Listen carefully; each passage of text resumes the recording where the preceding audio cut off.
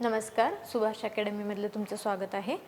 आपण बघणार आहोत MPSC राज्यसेवा पूर्व परीक्षामधील इकॉनॉमीच्या प्रश्नांचं विश्लेषण 2024च्या प्रश्नांचं विश्लेषण बघणार आहे आपण. तर प्रश्न क्रमांक 36 पासून आपण सुरुवात करणार आहे. तर चला बघूया. तर काय म्हणते बघा, ऊर्जेच्या निर्मितीमध्ये पर्यावरणाच्या ऱ्हासापेक्षा डॅश डॅश या विकासाला जास्त प्राधान्य दिलेले आहे. तर हा एकदम म्हणजे कॉमन सेन्सचा प्रश्न आहे. तर काय, ऊर्जेच्या निर्मितीमध्ये पर्यावरणाच्या ऱ्हासापेक्षा या विकासाला जास्त प्राधान्य दिले जाते. तर मानवी, सांस्कृतिक, राजकीय आणि सामाजिक, तर कोणत्या विकासाला जास्त प्राधान्य दिलं गेलेलं असणार आहे? तर नक्कीच मानवी विकासाला जास्त प्राधान्य दिलं गेलेलं असणार आहे. तर हे कोणत्या टॉपिक अंतर्गत येतं माहिती का? तर मानवी विकास.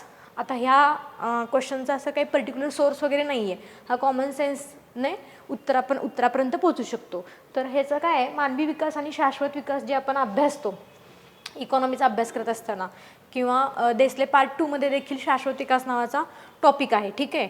किंवा आर्थिक विकास आणि आर्थिक वृद्धी हे देखील जेव्हा टॉपिक आपण अभ्यासतो त्यावेळेस आपल्याला काय कळतं, तर समजा ऊर्जा निर्मिती होत आहे, ते समजा दगडी कोळशाची खाण आहे आणि ऊर्जा निर्मिती होत आहे, आणि साईडला जे आपलं पर्यावरण आहे तर त्याला इफेक्ट होत असणार आहे, राईट, इफेक्ट होत असणार आहे. पण तरी देखील आपल्याला काय पाहिजे असते, इथून थर्मल प्लांटपासून काय पाहिजे असते, ऊर्जा निर्मिती पाहिजे असते. कशासाठी? तर मानवी विकासासाठी, आर्थिक विकासासाठी, आर्थिक वृद्धीसाठी. तर त्यामुळं पर्यावरणाच्या ऱ्हासापेक्षा आपण कशाला महत्त्व देतो बरं, तर मानवी विकासाला महत्त्व देतो. तर हे एकदम कॉमन सेन्सचा प्रश्न आहे, ठीक आहे. तर ऊर्जा निर्मितीमध्ये पर्यावरणाच्या ऱ्हासापेक्षा मानवी विकासाला जास्त प्राधान्य दिले जाते. तर त्यामुळं क्वेश्चन नंबर 36चा आन्सर काय येईल बरं, तर आन्सर नंबर 1, ठीक आहे. पुढे जाऊया. आता बघा, 12व्या पंचवार्षिक योजनेच्या उद्दिष्टांमध्ये किंमत वाढीचा दर किती टक्के स्थिर ठेवणे आवश्यक होते.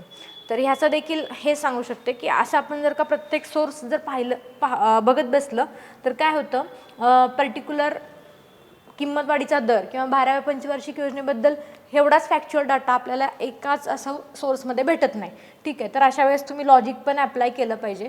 जेव्हा समजा त्यांनी दर विचारला आहे आणि ते पण त्यांनी एक अशी रेंज दिलेली आहे, ठीक आहे. तर रेंज बघा तुम्ही, 4.5 ते 5%, 3.5 ते 5%, 4 ते 5% आणि 4.5 ते 5%, ठीक आहे.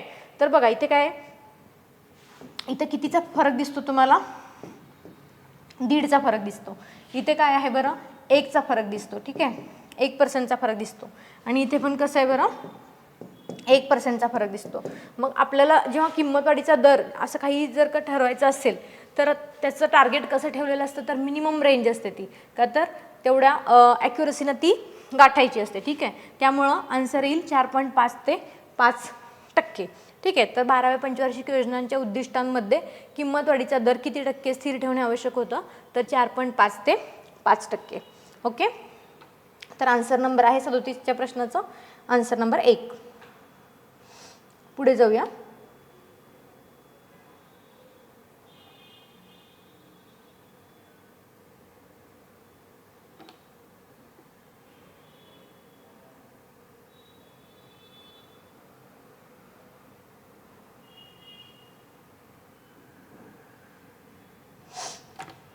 ठीक आहे. तर आता पुढे बघा, क्वेश्चन नंबर 38 मध्ये काय विचारलेलं आहे, तर भारतीय समस्यांचा अभ्यास करण्यासाठी सन 1995 मध्ये डॉक्टर अबिद हुसेन यांच्या अध्यक्षतेखाली कोणती समिती स्थापन करण्यात आलेली होती, ठीक आहे. शिक्षण, कृषी, मोठे उद्योग आणि लघु उद्योग. आता आपल्याला माहिती, तर भारतीय समस्यांचा अभ्यास करण्यासाठी 1995 मध्ये अबिद हुसेन समिती ही लघु उद्योगांच्या अभ्यासासाठी गठीत करण्यात आलेली होती, ठीक आहे. तर याचा आन्सर नंबर आहे 4. तर असे लघु उद्योगांचा अभ्यास करण्यासाठी अशा बऱ्याच समित्या होत्या, त्यांचाही आपण अभ्यास करायला पाहिजे. तर डिस्कशनमध्ये बघूयात आपण. तर देसले पार्ट 1 मध्ये काय दिलेलं आहे त्यांनी, पेज नंबर 422 मध्ये उद्योग हा जो टॉपिक आहे तर त्यामध्ये बघा सर्व लघु उद्योगाच्या संबंधित ज्या समित्या आहेत त्याबद्दल आता अभ्यासूयात आपण. 1955ला आलेली DG कर्वे समिती होती. त्यांनी काय म्हटलेलं आहे, तर त्यांची शिफारस काय होती, लघु आणि ग्रामीण उद्योगांच्या विकासासाठी ही समिती गठीत झालेली होती. त्यानंतर आपल्याला इतकं डिटेल नाही विचारणार आहेत की या समितीचं शिफारस वगैरे काय असणार आहे म्हणून, फक्त आपल्याला एक थोडीफार माहिती असायला हवी की ह्या समित्या कशा संदर्भात आहेत, ठीक आहे. असं का तर त्यांनी डायरेक्ट असं विचारलेलं आहे की ही समिती कशा संदर्भात आहे किंवा कोणत्या मेजर टॉपिक संदर्भात आहे, तर तुम्हाला किमान लघु उद्योगाच्या रिलेटेड काही समित्या माहिती असल्या पाहिजेत. त्यानंतर 1993ला आली होती PR नायक समिती. PR नायक समितीनं काय शिफारस केलेली आहे, तर लघु उद्योगांना वेळेवर वित्त पुरवठा व्हायला पाहिजे. ठीक आहे, पुरेसा वित्त पुरवठा व्हायला पाहिजे. का तर लघु उद्योगांची समस्याच काय असते, मुळात वित्त पुरवठा त्यांना वेळेवरती होत नाही किंवा पुरेसा वित्त पुरवठा होत नाही, त्यांना कर्ज काढण्यामध्ये खूप अडचणी असतात. तर ह्या गोष्टी कोणी सांगितलेल्या आहेत बरं, PR नायक समितीने सांगितलेत. त्यानंतर आपला क्वेश्चन इथेच बनला आहे. तर 1995ची जी आहे ती आबिद हुसेन समिती, ही कशासाठी होती, लघु उद्योगांच्या पुनराभ्यासासाठी होती. ठीक आहे, इथेच क्वेश्चन बनला होता. त्यानंतर 1999ला कोणती समिती आली, SP गुप्ता कार्यदल आलेलं. ठीक आहे, यांनी काय म्हणलं, तर लघु उद्योगांना 50 लाख रुपयापर्यंतच्या उत्पादनावरील उत्पादन शुल्कात सूट असते, सूट द्यायला सांगितलं त्यांनी. ठीक आहे, किती उत्पादन पाहिजे, 50 लाखापर्यंतचं उत्पादन पाहिजे, त्यामध्ये उत्पादन शुल्कामध्ये सूट मिळायला पाहिजे. ठीक आहे, हे कोणी सांगितलं, SP गुप्ता कार्यदलाने सांगितलं. पुढे बघा, 2004ला अर्जुन सेन गुप्ता आयोग आला. ठीक आहे, अर्जुन सेन गुप्ता आयोग यांनी काय म्हणलेलं आहे, तर लघु उद्योगांची भांडवल मर्यादा वाढवण्यात यावी. ठीक आहे, भांडवल मर्यादा वाढवण्यात यावी. ठीक आहे, आणि त्यानंतर ना आहे 2019चं UK सिन्हा समिती, ही पण लघु उद्योगांच्या अभ्यासासाठी स्थापन करण्यात आलेली होती. तर काय बरं, 38 नंबरचं प्रश्नाचं उत्तर काय येईल, तर भारतीय समस्यांचा अभ्यास करण्यासाठी 1995मध्ये आबिद हुसेन समिती ही लघु उद्योगांसाठी गठीत करण्यात आलेली होती. ठीक आहे, तर आन्सर आहे आन्सर नंबर 4. तर हे अभ्यास करत असताना उद्योग हा जो टॉपिक आहे, उद्योग, सेवा आणि कृषी, ह्या 3 टॉपिकपैकी एका तरी टॉपिकवरती राज्यसेवेला प्रश्न येत असतो दरवर्षी. तर हे 3 टॉपिक नीट अभ्यासणे, खास करून त्यांच्या समित्या, वरवरचा जरी डेटा केला तरी होतो. एकदम डीपमध्ये देखील समित्यांचं शिफारस काय वगैरे असा नाही क्वेश्चन येणार, परंतु ही समिती कशा रिलेटेड आहे असा एखादा क्वेश्चन येऊ शकतो. ठीक आहे, तर देसले पार्ट 1 मध्ये हा तुम्हाला आन्सर मिळून जाईल. ठीक आहे, पुढे जाऊयात, क्वेश्चन नंबर 39 बघूया.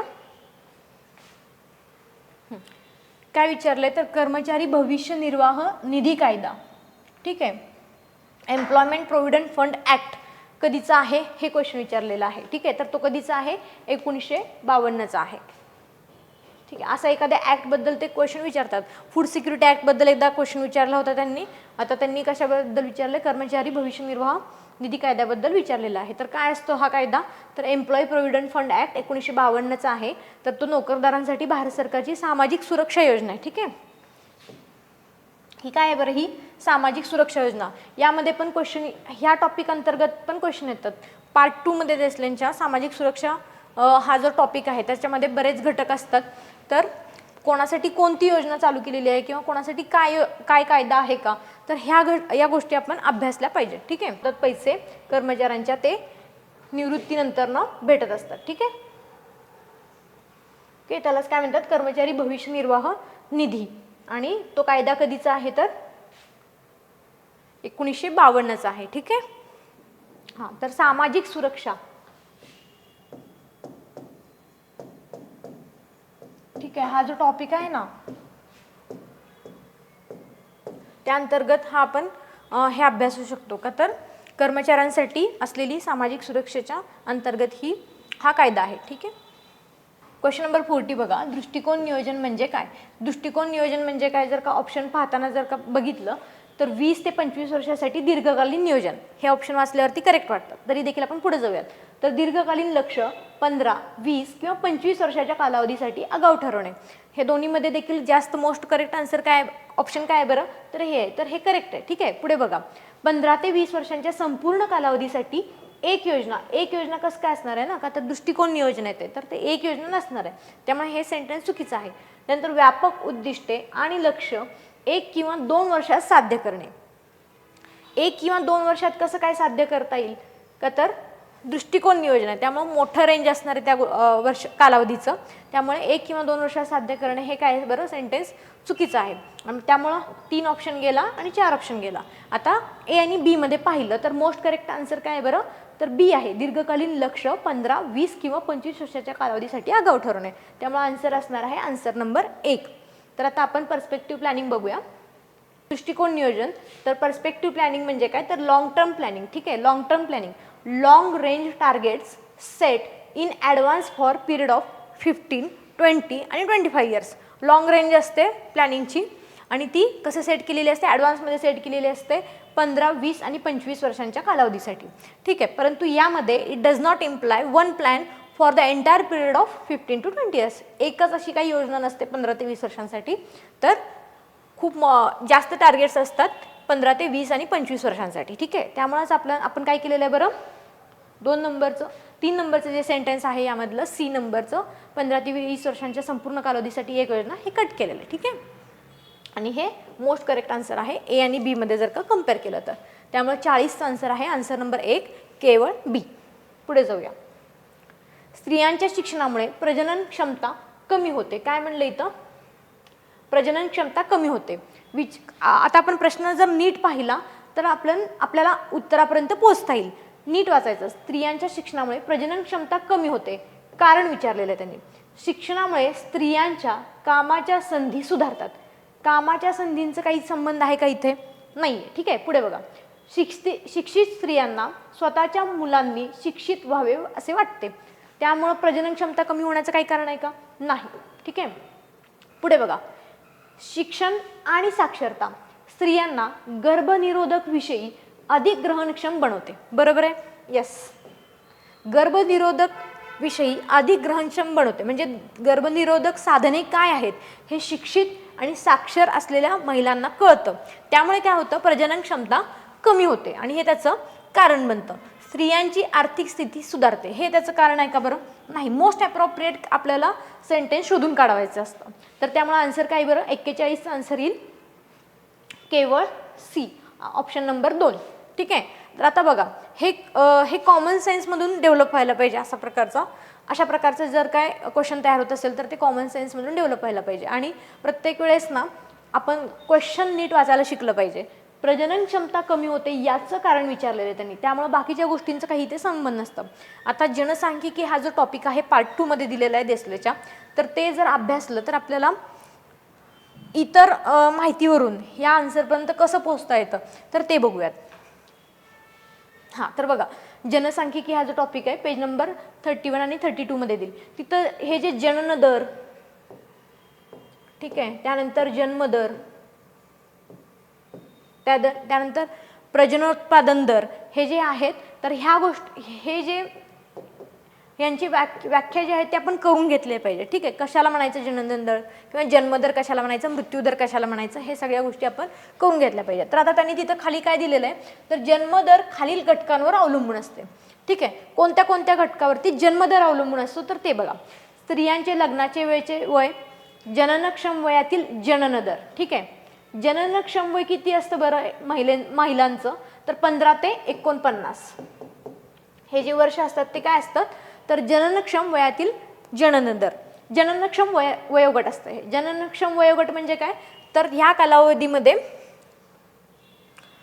प्रजनन करण्याची क्षमता, महिलेची प्रजनन करण्याची क्षमता म्हणजे जननक्षम वयोगट. ठीक आहे, आणि शिक्षण आणि इतर घटक आणि संतती नियमनाची साधने. ठीक आहे, मग आता काय विचारलंय, जर का जन्मदर ह्या घटकांवर जर अवलंबून असेल, संतती नियमनाची साधने जर का माहिती असतील तुम्हाला आणि ह्याबद्दल जर का आपल्याला जर का शिक्षित आणि साक्षर महिलांना ह्या गोष्टीबद्दल माहिती असेल तर काय होईल, नक्कीच जन्मदर कमी होईल.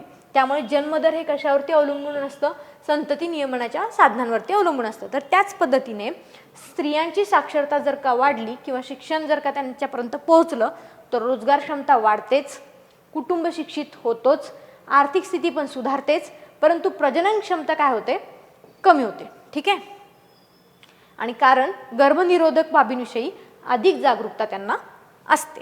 ठीक आहे, हे त्याचं कारण होतं. मग अशा गोष्टींवरून आपल्याला अशा क्वेश्चनपर्यंत पोहोचता येतं. ठीक आहे, ह्यांचं असं काही डायरेक्ट आपल्याला सोर्स भेटत नसतं. एक कॉमन सेन्स डेव्हलप होतो जेव्हा आपण अशा पद्धतीचा अभ्यास करतो. ठीक आहे, तर पुढे जाऊया.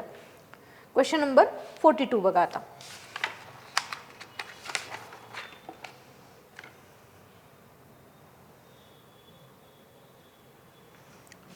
तर आन्सर काय येईल बरं, तर केवळ सी हे आन्सर येईल. ठीक आहे, क्वेश्चन नंबर 42. अन्न सुरक्षामध्ये खालील अवस्थांचा समावेश होतो. ठीक आहे, अवस्था म्हणलेत त्यांनी. अन्न सुरक्षेमध्ये खालील अवस्थांचा समावेश होतो. तर सर्वांना पर्याप्त मात्रेत अन्नधान्य उपलब्ध होणे, तर अन्न सुरक्षेचं हे ध्येय असणार आहे का किंवा ही अवस्था असणार आहे का? तर हो, नक्कीच ही प्राथमिक अवस्था असणार आहे की सर्वांना पर्याप्त मात्रेमध्ये अन्नधान्य उपलब्ध झालेले पाहिजे. ठीक आहे. त्यानंतर हरित क्रांतीनंतर हे मोठ्या प्रमाणात झालं की अन्नधान्याची उपलब्धता आपल्याकडे वाढायला चालू झाली. नंतर पुढे बघा, सर्वांना अन्नधान्य आणि डाळी पर्याप्त मात्रेत उपलब्ध होणे. बरोबर आहे. आता अन्नधान्य उपलब्ध झालंय तर त्याच्या पुढची स्टेज काय असणार आहे, तर डाळी पण पर्याप्त मात्रेमध्ये उपलब्ध झाल्या पाहिजेत. त्यानंतर डाळी, दूध, भाजीपाला हे सगळे काय असायला पाहिजे, पुढच्या स्टेजमध्ये उपलब्ध व्हायला पाहिजे. तर हे पण बरोबर आहे. आणि सर्वांना अन्नधान्य, डाळी, दुधाचे पदार्थ, भाजीपाला, फळे, मांस, मासे इत्यादी पर्याप्त मात्रेत उपलब्ध होणे गरजेचे आहे. ठीक आहे. तर ही त्याच्या पुढची अवस्था असणार आहे. त्यामुळे ह्या सगळ्या अवस्थांचा समावेश होतो का अन्न सुरक्षेमध्ये, तर नक्कीच होतो. तर काय असणार आहे बरं, केवळ डी, ए आणि बी, ए बी सी आणि ए बी सी डी. आता आपल्याला असं वाचताना असं वाटतं की फक्त केवळ डी बरोबर आहे. त्यांनी विचारले काय हे, ह्याच्याकडे लक्ष द्या. अवस्था विचारलेत, मग ही अवस्था असणार आहे का, तर यस, ही पहिली अवस्था असणार आहे, ही दुसरी असणार आहे, ही तिसरी असणार आहे आणि ही चौथी असणार आहे. त्यामुळे चारीच्या चारी अवस्था यामध्ये असणार आहेत. ठीक आहे. हां, तर तेच आपण इथे एक्सप्लेनेशनमध्ये सांगितलेलं आहे की अन्न सुरक्षा, अर्थव्यवस्थेमध्ये अन्न सुरक्षितेची संकल्पना विकासाच्या अवस्थेनुसार बदलते. जसं आर्थिक विकास घडत जातं किंवा अर्थव्यवस्थेमध्ये आर्थिक विकास होत, आर्थिक वृद्धीनंतर आर्थिक विकास घडतं, तर त्याचप्रमाणे अन्न सुरक्षिततेची अवस्था पण पुढे जात राहते. ठीक आहे. मग अन्न सुरक्षिततेच्या पहिल्या अवस्थेमध्ये काय असतं बरं, तर अन्नधान्य सर्वांना पर्याप्त मात्रेमध्ये उपलब्ध व्हायला पाहिजे. त्यानंतर बघा, अवस्था 2 मध्ये काय सांगितलेलं असणार आहे, तर अन्नधान्य आणि डाळी, त्याच्या पुढे जाऊन नंतर अवस्था 3 मध्ये काय असणार आहे, तर सर्वांना अन्नधान्य, अवस्था 3 मध्ये काय असणार आहे, सर्वांना अन्नधान्य, डाळी, दूध आणि दुग्धजन्य पदार्थ असणार. ठीक आहे. त्याच्या पुढे जाऊन आणि त्यानंतर अवस्था 4 मध्ये काय असणार आहे, तर अन्नधान्य, डाळी, दुग्धजन्य पदार्थ, भाजीपाला, फळे, मांस, मासे. तर ह्या आहेत काय आहेत, या अन्नधान्य सुरक्षितेच्या अवस्था आहेत. आणि त्यांनी विचारलेलंच ते आहे की कोणकोणत्या अवस्थांचा समावेश होतो, खालील कोणत्या अवस्थांचा समावेश होतो, तर ह्या चारही अवस्थांचा समावेश होतो. ठीक आहे. त्यामुळे आन्सर नंबर फक्त केवळ डी येणार नाही, तर ए बी सी डी असं आन्सर. ठीक आहे. क्वेश्चन नीट वाचायचा म्हणजे आपल्याला उत्तरापर्यंत जाता येतं. पुढचा क्वेश्चन बघा. गुन्नार मिल्डल यांच्या मते आर्थिक विकासात सरकारची भूमिका पुढील प्रमाणे असावी. ठीक आहे. आर्थिक विकास होतोय, आपल्याला माहिती, आर्थिक वृद्धी आणि आर्थिक विकास हे जे पार्ट 2 मधले देसले पार्ट 2 मधले जे चॅप्टर आहेत ते आपल्याला व्यवस्थित करायचे आहेत का, तर त्या चॅप्टरमधून प्रत्येक फिल्मला एखादा तर प्रश्न असतोच. आणि ही संकल्पना आपली क्लिअर झाली ना, तर आपल्याला कितीही अवघड क्वेश्चन येऊ दे ह्या सॉल्व्ह करता येतात. ठीक आहे. आर्थिक वृद्धी घडल्यानंतर काय होत असतं बरं, आर्थिक विकास घडत असतो. बघा, प्रतिसारक परिणाम निष्प्रभ करून विस्तारक परिणाम प्रभावी करणे. ठीक आहे. विस्तारक परिणाम निष्प्रभ करून प्रतिसारक परिणाम प्रभावी करणे. आता जर काही मराठीमध्ये वाचलं तर तेवढ्या प्रकर्षतेने आपल्याला समजणार नाही, तर आपण काय करूया, इंग्लिशमध्ये वाचूया. ठीक आहे. अशा काही क्वेश्चनच्या बाबतीमध्ये काय करायचं, स्विच मारता यायला पाहिजे. जर का तुम्हाला मराठीमध्ये कळत नसेल तर क्वेश्चन अवघड नसतो, तो इंग्लिशमध्ये वाचून बघायचा, म्हणजे आपल्याला समजतं की क्वेश्चन सोपं पण असू शकतं. ठीक आहे. According to Gunnar Myrdal the role of government in economic development should be as follows. Economic development म्हणजे गव्हर्नमेंटचा रोल काय असला पाहिजे गुन्नार मिल्डल या अर्थतज्ञाच्या मते. Effecting the spread effect by neutralising backward effect. Neutralising spread effect by effecting the backward effect. आणि effecting spread effect and backward effect एकाच वेळेस हे दोन्ही कसं काय असणार बरं, तर नाही, अशा पद्धतीचं असत नाही. आणि neutralising spread effect and backward effect एकाच वेळेस हे नाही, एक तर हे बरोबर आहे किंवा हे बरोबर आहे. ठीक आहे.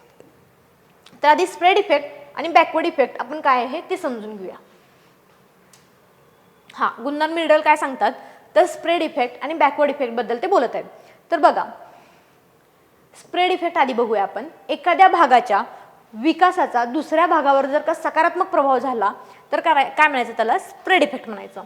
म्हणजे हा एक भाग आहे, हे डेव्हलप्ड एरिया आहे, समजा डेव्हलप्ड एरिया आहे, आणि ह्याचा जर इतर भागावरती जर का पॉझिटिव्ह परिणाम झाला तर त्याला म्हणायचं स्प्रेड इफेक्ट. म्हणजे काय, तर समजा हे पुणे शहर भाग आहे आणि हे जेव्हा डेव्हलप होत आहे, इथे मेट्रो सिटी बनत आहे, इथला विकास होत आहे, तेव्हा जर का इतर भाग आहेत म्हणजे हडपसर, त्यानंतर कात्रज वगैरे हे जे बाकीचे भाग आहेत ते पण जर डेव्हलप होत असतील, त्यांच्यावर जर पॉझिटिव्ह परिणाम होत असेल तर त्याला म्हणायचं स्प्रेड इफेक्ट. ओके.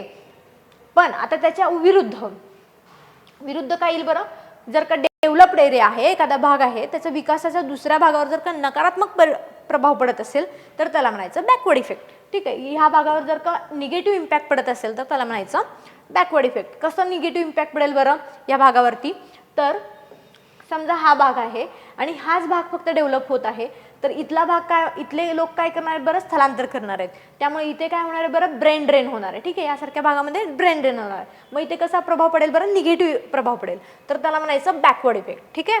मग हेच विचारले त्यांनी.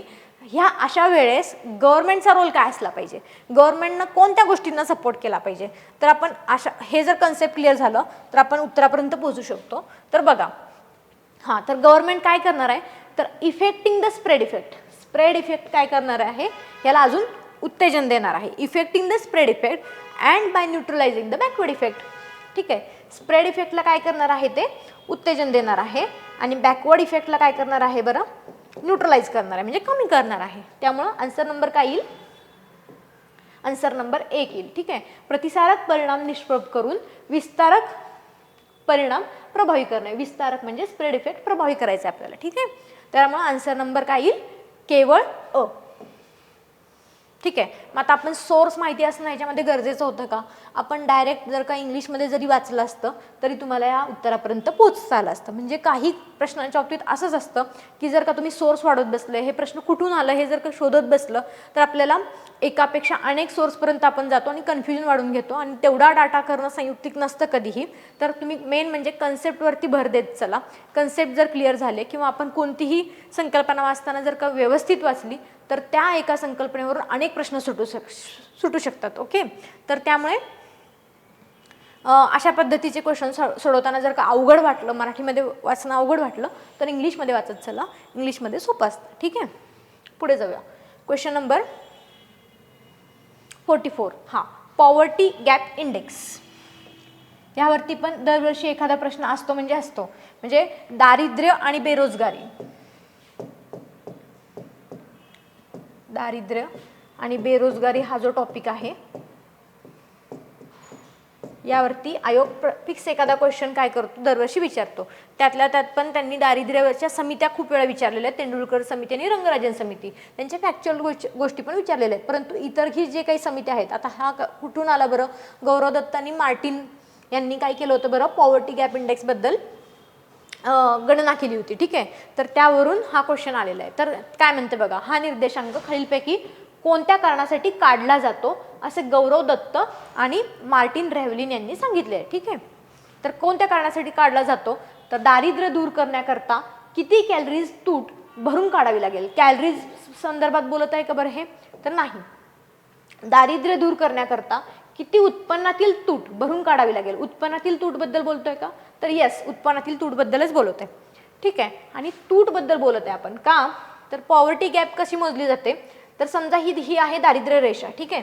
दारिद्र्य रेषेखालील काही लोकांचे जर का सरासरी उत्पन्न इतकं होत असेल तर हे जे गॅप आहे तर त्यालाच काय म्हणतात, ही जी असते तीच असते तूट असते आणि ही भरून काढायची असते. ठीक आहे. आणि ही कशाची तूट आहे बरं, ही उत्पन्नाची तूट आहे. ठीक आहे. ही उत्पन्नाची तूट आहे. त्यामुळे दारिद्र्य दूर करण्यासाठी ही उत्पन्नातील तूट भरून काढावी लागेल. त्याला म्हणतात पॉवर्टी गॅप इंडेक्स. आणि तो ह्याच कारणासाठी काढला जातो की दारिद्र्य दूर करण्यासाठी किती आपल्याला तूट, उत्पन्नातील तूट भरून काढायची आहे. त्यानंतर खाली बघा, दारिद्र्य दूर करण्याकरता किती दरडोई उत्पन्नातील किती वाढ करावी लागेल, असं आहे का, नाही. तर तसं नाही आणि यापैकी काही नाही. अशा तर आन्सर नसतंच. तर आन्सर नंबर आहे 2. ठीक आहे. तर आता आपण जरा त्याचं हे पण एक्सप्लेनेशन पण बघूयात.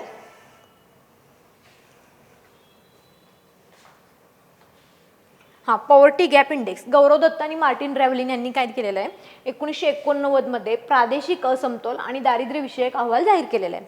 त्याच्यामध्ये त्यांनी काय सांगितलं होतं, तर दारिद्र्य प्रमाणाला काय म्हणलं होतं, P0 म्हणलं होतं. ठीक आहे. दारिद्र्य प्रमाणाला P0 म्हणलं होतं. आणि दारिद्र्याच्या पलीकडे दारिद्र्य अंतर, ठीक आहे, आणि दारिद्र्य तफावत. दारिद्र्य तर मोजतो, ठीक आहे, परंतु दारिद्र्य अंतर ही जी संकल्पना आहे, दारिद्र्य अंतर ही दारिद्र्याच्या पलीकडची आहे आणि त्यालाच काय म्हणायचं, दारिद्र्य तफावत म्हणायचं. ठीक आहे, ते कशाने मोजतात बरं, P1 न मोजतात. ठीक आहे, आणि ती संकल्पना कोणी दिली तर मार्टिन रॅव्हलिन आणि गौरव दत्त यांनी दिली. ठीक आहे, दारिद्र्य तफावत म्हणजेच पॉवर्टी गॅप. तर समजा आता आपण एक कन्सिडर करू, एक केस कन्सिडर करूया.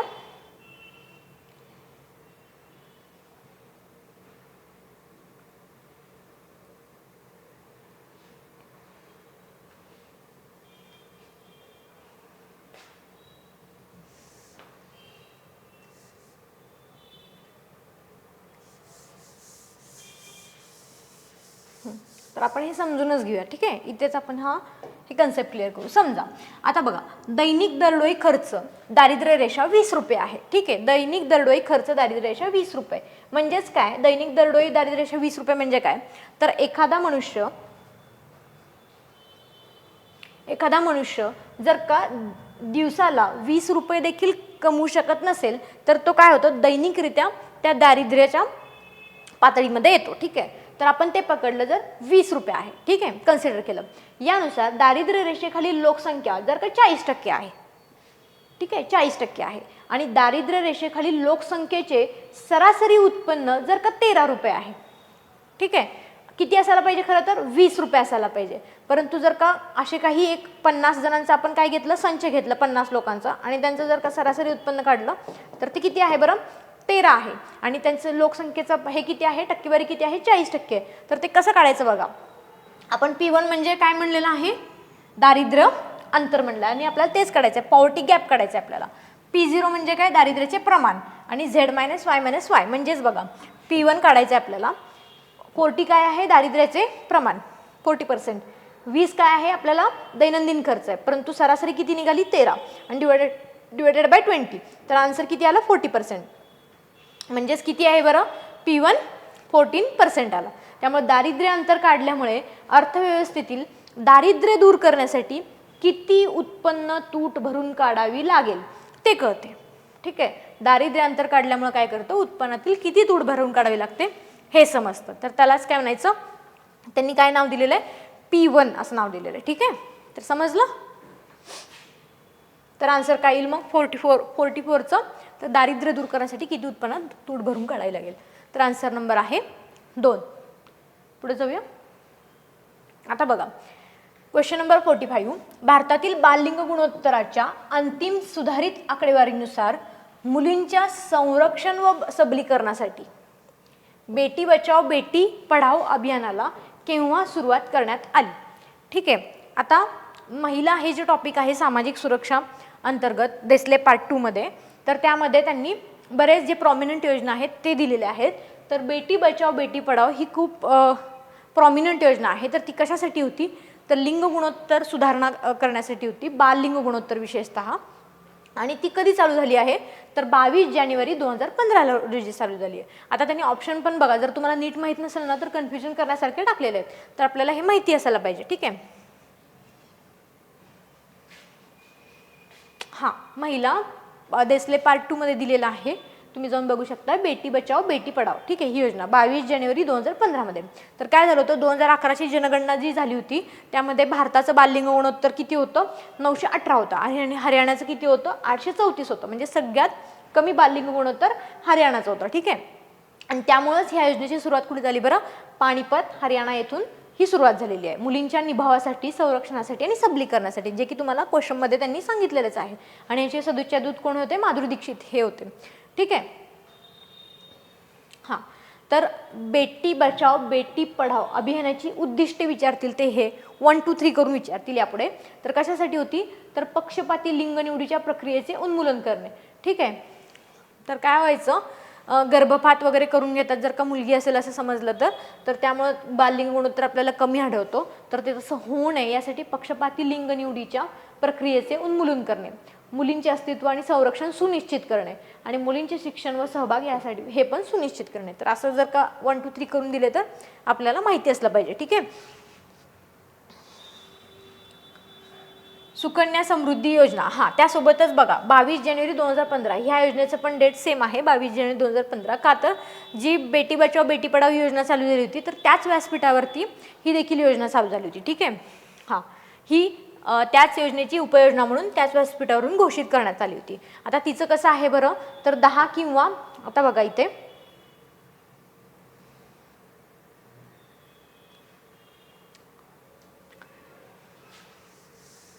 10 किंवा त्याहून जर का कमी वय असेल मुलीचं तर काय करू शकतो तुम्ही बँकमध्ये किंवा पोस्टमध्ये खातं उघडवायचं. ठीक आहे. सुकन्या समृद्धी योजनेमध्ये काय सांगितलेलं आहे तर खातं उघडायचं.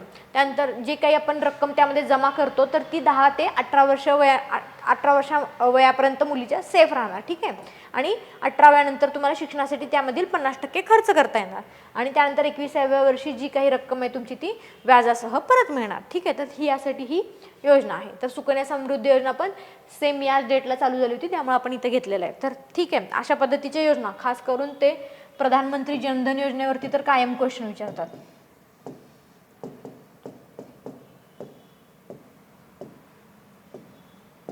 पण यावर्षी त्यांनी बेटी बचाओ बेटी पढाओ योजनेवरती विचारलेलं आहे.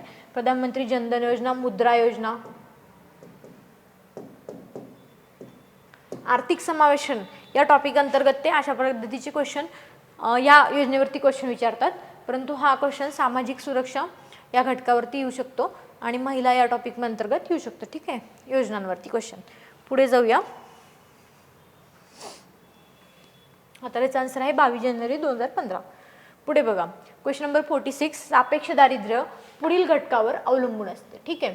आता आपल्याला माहिती दारिद्र्य ह्या टॉपिकवरती प्रत्येक वेळेस क्वेश्चन विचारतात आणि त्यामध्ये 2 प्रकारचे दारिद्र्य सापेक्ष आणि निरपेक्ष. ठीक आहे. देसले पार्ट 1 मध्ये खूप डिटेलमध्ये छान दिलेले आहे. तिथून आपण हे कन्सेप्ट करायला पाहिजे. काय म्हणते बघा मानवी शरीराला दररोज उष्मांकाची गरज आहे. या घटकावर अवलंबून आहे का बरं सापेक्ष दारिद्र्य तर नाही. ठीक आहे. मूलभूत गरजा भागवण्यासाठी उत्पन्नाची गरज किती आहे तर हे तर काय आहे हे निरपेक्ष दारिद्र्य तर त्यामुळे हे पण नाही.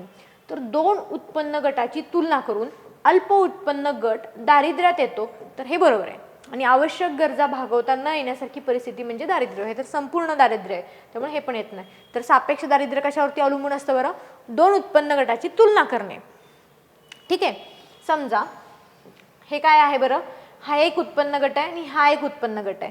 तर ह्या उत्पन्न गटाचं काय आहे उत्पन्न जास्त आहे आणि या उत्पन्न गटाचं किती आहे बरं या उत्पन्न गटाचं तर कमी आहे. तर ह्यांच्यामधली तुलना म्हणजे सापेक्ष दारिद्र्य.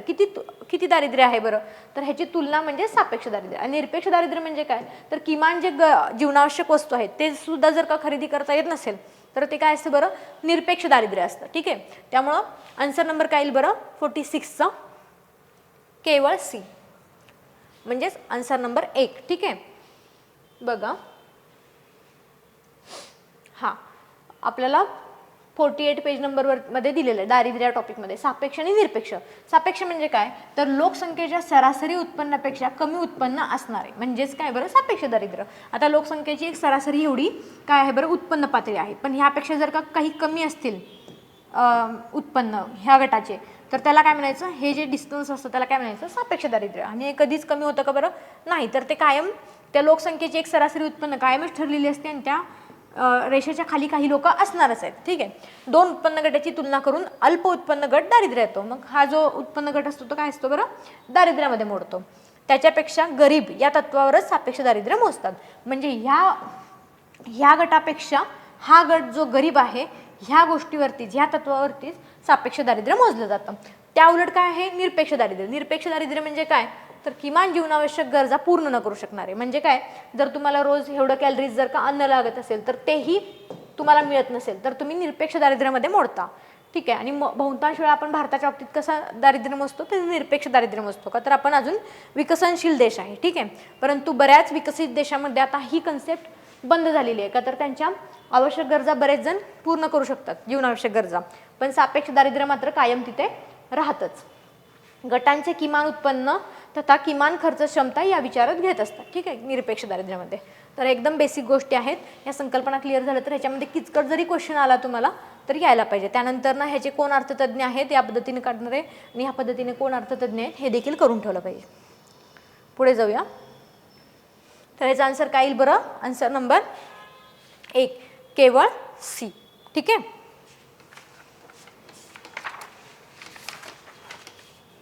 हा, आता पुढे बघा. Question number 47. हिगिन्स यांच्या मते लोकसंख्येत होणारी वाढ ही कशी असते, म्हणजे ही काय करते? ठीक आहे. विकसित देशामध्ये स्वयंप्रेरित गुंतवणुकीला प्रेरक ठरू शकते. अविकसित देशामध्ये प्रेरक गुंतवणुकीला प्रेरक ठरू शकते. विकसित देशात केवळ प्रेरित गुंतवणुकीला प्रेरक ठरू शकते. केवळ प्रेरित गुंतवणुकीला प्रेरक ठरू शकते का बरं? आता समजा हा विकसित देश आहे. ठीक आहे. आणि ह्यामध्ये काय होत आहे? लोकसंख्या वाढ. ठीक आहे. इथे पण काय होत आहे? लोकसंख्या वाढ. आणि आपण कन्सिडर करूया की विकसित आहे हा, आणि हा कसा आहे बरं? अविकसित आहे. आता बघा हे सेंटेन्स बघा. विकसित देशात केवळ प्रेरित गुंतवणुकीला प्रेरक ठरू शकते. आता मी खूप आधी पण सांगितलं होतं, जेव्हा गुन्नार मिर्डल यांचा क्वेश्चन आला होता तेव्हा त्यांनी आपण काय सांगितलं होतं की मराठीमध्ये प्रश्नासोबत इंग्लिश पण वाचत चला, म्हणजे सोपं राहील. ठीक आहे. काय? अ motivator for only induced investment in developed countries. Induced म्हणजे तुम्हाला काहीतरी प्रेरित गुंतवणुकीला, म्हणजे सरकारनं काय सांगावं लागतं की ह्या भागामध्ये इन्व्हेस्टमेंट करा, ह्यासाठी तुम्हाला सुचवावं लागतं की आम्ही तुम्हाला एवढे इन्सेंटिव्ह देऊ किंवा तुम्हाला हा फायदा करून देऊ, असं जर का सरकारनं सांगितलं आणि मग गुंतवणूक जर का झाली तर त्याला प्रेरित गुंतवणूक. मग विकसित देशामध्ये प्रत्येक वेळेस फक्त केवळ प्रेरित गुंतवणूक असणार आहे का बरं? फक्त इंड्युस्ड गुंतवणूक असणार आहे का बरं? तर नाही, चूक आहे. ठीक आहे. आता बघा, विकसित देशात स्वयंप्रेरित गुंतवणुकीला निरुत्साहित करते. कसं काय असणार आहे बरं असं? विकसित देशामध्ये स्वयंप्रेरित गुंतवणुकीला म्हणजे लोकांनी स्वतःहून केलेलं, म्हणजे स्वतःहून इंडस्ट्री ऑटोनॉमसली इन्व्हेस्टमेंट केलेलं निरुत्साहित कसं काय असेल बरं? निरुत्साहित नसणार आहे त्या देशामध्ये. त्यामुळं सी चुकीचं आहे आणि डी चुकीचं आहे. तर पुढे बघा आता, अविकसित देशात प्रेरक गुंतवणुकीला प्रेरक ठरू शकते. आता समजा लोकसंख्या वाढ होते. ठीक आहे. अविकसित देशामध्ये लोकसंख्या वाढ होत आहे. ठीक आहे. आणि मग काय होत आहे? त्यांचं जे उत्पन्न आहे तर ते कशावरती खर्च होत आहे? लोकसंख्येवरतीच खर्च होत आहे. आणि सरकारनं काही सांगितलं की इथं इंड्युस्ड गुंतवणूक म्हणजे प्रेरक गुंतवणूक तुम्ही करू शकता, तरी गुंतवणूक होणार आहे का बरं या विकसित देशाकडून? तर नाही होणार आहे. का नाही होणार आहे? का तर त्यांचा सगळ्यात जास्तीत जास्त खर्च लोकसंख्ये जी वाढ होत आहे तर त्यावरतीच होत आहे. परंतु समजा जर विकसित देश आहे तर जरी तिथे लोकसंख्या वाढ झाली तरी जर का तरी देखील तिथे इंड्युस्डपेक्षा देखील स्वयंप्रेरित गुंतवणुकीला ती कायम प्रेरणादायी ठरणार आहे. स्वयंप्रेरित म्हणजे काय बरं? ऑटोनॉमस, लोकांनी स्वतःहून केलेलं इन्व्हेस्टमेंट, ती कायम काय असणार आहे? विकसित देशामध्ये स्वतःहून गुंतवणूक कायमच प्रेरक ठरू शकते. त्यामुळे आन्सर नंबर काय बरं? ऑप्शन नंबर ए बरोबर आहे. बी चुकीचा आणि सी आणि डी तर चुकीचंच आहे. ठीक आहे. त्यामुळे आन्सर नंबर काय येईल बरं? केवळ अ.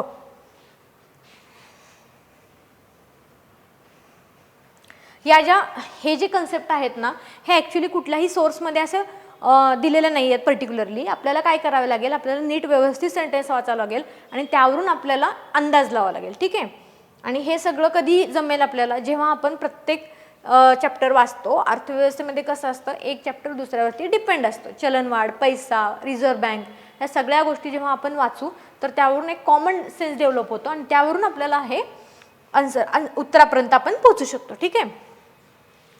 हां, तर बघा हिगिन्स काय म्हणतात, तर लोकसंख्येत होणारी वाढ स्वयंप्रेरित गुंतवणूक प्रेरक असते. तर कोणत्या देशामध्ये? तर विकसित देशामध्ये. ठीक आहे. विकसित देशामध्ये. पुढे जाऊया.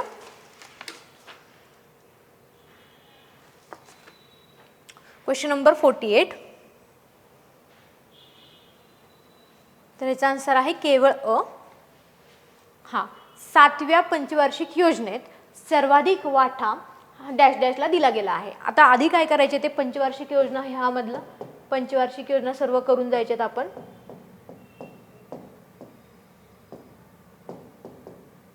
ठीक आहे. नियोजन हे जे टॉपिक आहे त्यामधून बेसले पार्ट 1 नियोजन हा टॉपिक व्यवस्थित अभ्यासायचा, त्यामधून हा क्वेश्चन सॉल्व्ह होऊ शकतो. आधी ते फर्स्ट पंचवार्षिक योजना आणि सेकंड पंचवार्षिक योजना एवढ्यापर्यंत सीमित राहायचे, पण त्यानंतर त्यांनी 11वी पंचवार्षिक योजना आणि 12वी पंचवार्षिक योजनेचं शीर्षक खूप वेळा विचारलं आहे. पण आता त्यांनी काय विचारायला चालू केलं आहे, तर सर्वाधिक वाटा कोणाचा आहे. तर आपण जर का प्रत्येक पंचवार्षिक योजनेचं बघितलं तर असं टेबल करून दिलेलं आहे त्यांनी, ठीक आहे. आणि त्या टेबलमध्ये सर्वाधिक वाटा दिलेला आहे, लक्ष्य साध्य कोणतं आहे हे देखील करून दिलेलं आहे. तर ठीक आहे, तर 7व्या पंचवार्षिक योजनेमध्ये सर्वाधिक वाटा कोणत्या क्षेत्राला दिलेला आहे, तर ऊर्जा या क्षेत्राला दिलेला आहे. Option number 3. हां, तर बघा 7वी पंचवार्षिक योजना, तर या योजनेचं नाव काय आहे, रोजगार निर्मितीजनक योजना. तर योजनेचं नाव देखील करायचं, कोणत्या योजनेला काय नाव दिलेलं आहे. समजा 10 प्लॅन आहे तर त्याला पीपल्स प्लॅन वगैरे म्हटलंय का, किंवा शिक्षणाला त्याला तिथं महत्त्व दिलंय का, ठीक आहे. तर ह्या गोष्टी पाहिल्या पाहिजेत. आता त्यांनी 7व्या पंचवार्षिक योजनेबद्दल विचारलं तर नेक्स्ट टाइम 8व्या 9व्या या पंचवार्षिक योजनेबद्दल ते विचारू शकतात. आधी शीर्षक विचारायचे, आता सार्वजनिक खर्च आणि त्यातल्या त्यात कोणत्या सर्वाधिक वाटा कोणत्या क्षेत्राला दिला गेलेला आहे असं विचारलंय. तर बघा ऊर्जा क्षेत्राला इथं दिलेलं 28%, त्यामुळेच हा आन्सर आपला बरोबर येतो. कृषी आणि सिंचनला 22%, सामाजिक सेवेला 19%, वाहतूक दळणवळणाला 19% आणि उद्योग क्षेत्राला 13%, ठीक आहे. त्यामुळे 7वी पंचवार्षिक योजनेमध्ये सर्वाधिक खर्च ऊर्जा या क्षेत्राला देण्यात आलं होतं. तर आन्सर आहे 48चं ऑप्शन नंबर 3. पुढे बघा, आता अर्थशास्त्र हे कुबेराची पूजा करणारे शास्त्र आहे अशी टीका कोणी केली आहे. तर अशी टीका कोणी केली आहे बरं, कार्लाइन आणि रस्किन यांनी केली आहे. कार्लाइन आणि रस्किन. तर तुम्ही गुगलला जर का फाइंड आउट केलं तर अशा पद्धतीचं आन्सर भेटू शकतं. कार्लाइन आणि रस्किन यांची टीका होती की अर्थशास्त्र हे काय बरं, कुबेराची पूजा करणारे शास्त्र आहे, ठीक आहे. अशा प्रश्नांच्या बाबतीत बहुतांश वेळा आपल्याला सोर्स सापडत नाही. तर असे जे क्वेश्चन्स आहेत तर ते कसं, तर खूप वेळा गुगलवरतीच आपल्याला सापडू शकतात. हां, पुढे बघा क्वेश्चन नंबर 50. ज्या समाजात उत्पन्न वितरणामध्ये आत्यंतिक डॅश डॅश असते तेथे मुठभर व्यक्ती अमाप पैसा असतो. समजा मुठभर व्यक्तींमध्ये जर का अमाप पैसा असेल तर त्या समाजामध्ये, आणि समजा ही मुठभर व्यक्ती आणि बहुतांश व्यक्तीकडे थोडाच पैसा असेल आणि मुठभर व्यक्तींमध्ये जर अमाप पैसा असेल तर त्या उत्पन्न वितरणामध्ये कशी परिस्थिती असणार आहे बरं, तर विषमतेची परिस्थिती असणार आहे, ठीक आहे. उत्पन्न वितरण कसं असणार आहे, तिथं विषम असणार आहे. आणि हे कशामध्ये सांगितलेलं आहे बरं, हां, तर कोरॅडो गिनी हे जे अर्थतज्ञ होते त्यांनी काय सांगितलं होतं, गिनी गुणांक सांगितलं होतं. आणि त्याच्यामध्ये आपण काय मोजायचो, तर उत्पन्न वितरणाची असमानता मोजतो त्यामध्ये, ठीक आहे. तर नेक्स्ट टाइम ह्यावरती क्वेश्चन येऊ शकतो. तर ह्याचा जर का आपल्याला तुम्हाला अभ्यास व्यवस्थित असेल तर तो ऑप्शन सुटला असता. कॉमन सेन्स पण एक डेव्हलप होतो आणि ह्यावरती जर का नेक्स्ट टाइम अभ्यास त्यांनी जर एखादा क्वेश्चन विचारला तर आपला क्वेश्चन सुटायला पाहिजे. तर बघा, उत्पन्न असमानता अभ्यासण्यासाठी गिनी गुणांक काढतात. तर कोण आहेत अर्थतज्ञ, कोरॅडो गिनी, हे इटालियन संख्याशास्त्रज्ञ आहेत. तर त्यांनी एक कर्व दिला होता. तर बघा, आपण इथे काय काढलेलं आहे एक्स ॲक्सिस वरती, तर उत्पन्न मिळणाऱ्या लोकांचे प्रमाण, ठीक आहे. आणि इथे काय आहे, उत्पन्नातील वाटा, ठीक आहे. उत्पन्न कसं मिळतं त्यांना हे कसं काढलेलं आहे बघा, इकडे 0 ते 100% पर्यंत आणि इथून खालून पण 0 ते 100% पर्यंत, ठीक आहे. म्हणजे एक्स ॲक्सिसकडे कसं बरं, उत्पन्न मिळणाऱ्या लोकांचे प्रमाण 0 ते 100 पर्यंत जायचं आणि वाय ॲक्सिस पासून पण वरती जात असेल तर इथे 0 ते 100 पर्यंत जायचं आणि त्यांचा उत्पन्नातील वाटा, ठीक आहे. आणि मग त्यानंतर काय काढलेलं आहे, जर काही वक्ररेषा ही अशी, याला काय म्हणायचं, लॉरेन्झ कर्व म्हणायचं, समान उत्पन्न वितरण रेषा, ठीक आहे. जर का ती स्ट्रेट असेल तर कशी असते बरं, एकूण आर्थिक समानता असेल. जर का ही रेषा स्ट्रेट असेल तर ती कशी असते, उत्पन्न वितरण कसं असतं, समान असतं. आणि जर का ती कर्ड असेल तर काय असतं बरं, असमानता असते उत्पन्न वितरणामध्ये. तर आता त्यामध्ये त्यांनी 4 अवस्था दिलेल्या आहेत. तर ते बघा, इथे बघा,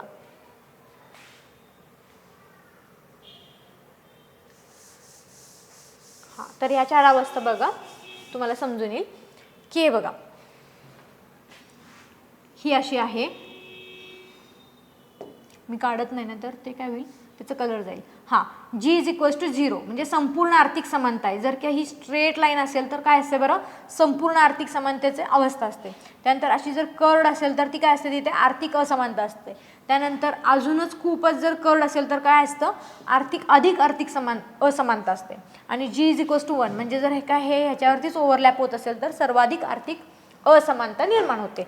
ठीक आहे, तर यासाठी त्यांनी एक फॉर्म्युला दिलेला आहे. तर ते बघा, गिनी गुणांक म्हणजेच काय, G कसं काढायचं, तर A/A+B म्हणजे आत्ताच आपण बघितलं, जर का हे असं असेल, हे A आणि हे काय असणार आहे बरं, हे B. ठीक आहे, मग A/A+B ह्याचं उत्तर म्हणजे काय, तर गिनी गुणांक.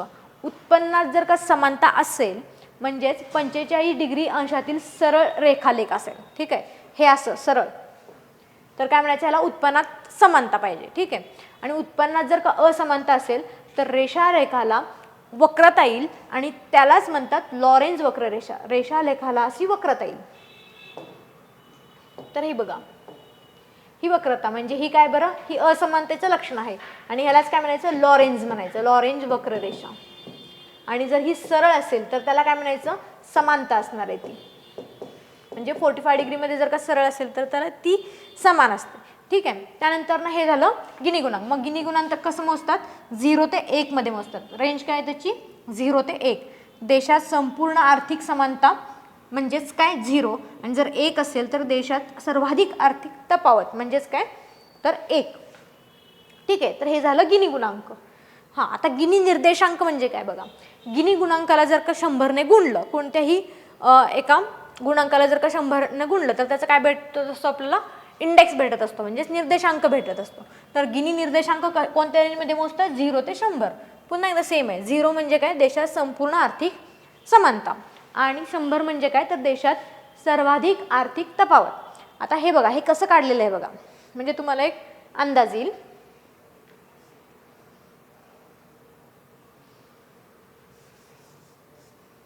हां, तर इथे बघा एक मॅप काढलेला आहे.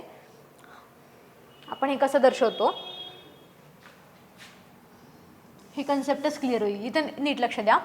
आपण काय करत आहे, उत्पन्न मिळवताना इकडून इकडे जात आहे. ठीक आहे, म्हणजे हे 0 पासून ते इथे 100 पर्यंत जात आहे, आणि उत्पन्नातील वाटा कॅल्क्युलेट करताना इथून वरती जात आहे म्हणजे वाय ॲक्सिस वरती, आणि 0 पासून 100 वरती जात आहे. समजा आता काही लोकांचं उत्पन्न आहे 10. ठीक आहे, इथं मी लिहिते 10, आणि त्यांचा उत्पन्नातील वाटा पण किती आहे, समजा 10%च आहे. तर हे पॉईंट कुठे येईल बरं, एक्झॅक्ट इथे येईल. ठीक आहे, आता काही लोकांचं उत्पन्न किती आहे, 20, आणि त्यांचा उत्पन्नाचा वाटा किती आहे, तो देखील 20 आहे, तर त्याचा पॉईंट इथे येईल. अशाच पद्धतीने आपण जसं जसं पुढे जाऊ तसं तसं जर वरती जात असेल तर ही रेषा कशी होत जाते बरं, ही सरळ होत जाते. त्यामुळेच कसं उत्पन्न वितरणात काय राहते बरं, तर समानता राहते. परंतु जर का उत्पन्न माझं किती आहे, 10 आहे, आणि माझं उत्पन्नातील वाटा समजा एवढाच आहे, तर हे कुठं छेदतं बरं, तर इथंच छेदतं. ठीक आहे, मग हे पुन्हा देखील 20 असेल आणि माझं उत्पन्नातील वाटा देखील खूपच कमी असेल तर हे इथंच येतं, हा पॉईंट इथेच येतो. मग हे असे पॉईंट तयार होत जातात, आणि मग ह्याला एक अशी वक्रता येते. त्यामुळेच उत्पन्नामध्ये काय तयार होत जाते, असमानता तयार होत जाते. मग जर का सरळ रेषा आली तर ती समानता असते, आणि जर का त्याला जर कर्व भेटले तर ती असते असमानता. तर त्याच पद्धतीने आपण हे कॅल्क्युलेट करू शकतो. ठीक आहे, तर मग आन्सर काय येईल, तर हा कुठून तयार झाला क्वेश्चन, तर उत्पन्न वितरणामध्ये असमानतेमधून तयार झाला. तर आपण हे कन्सेप्ट पण क्लिअर केलं, आणि जर उद्या गिनी गुणांक ह्या टॉपिकवरती जर क्वेश्चन आला तर तो आपला व्यवस्थित क्लिअर झालेला आहे. ठीक आहे, तर क्वेश्चन नंबर 50चं काय आहे बरं आन्सर नंबर 2 विषमता. ठीक आहे, तर इथे राज्यसेवा पूर्व परीक्षा 2024 मधील इकॉनॉमीचे जे 15 क्वेश्चन आहेत त्याचं डिस्कशन संपलेलं आहे. धन्यवाद.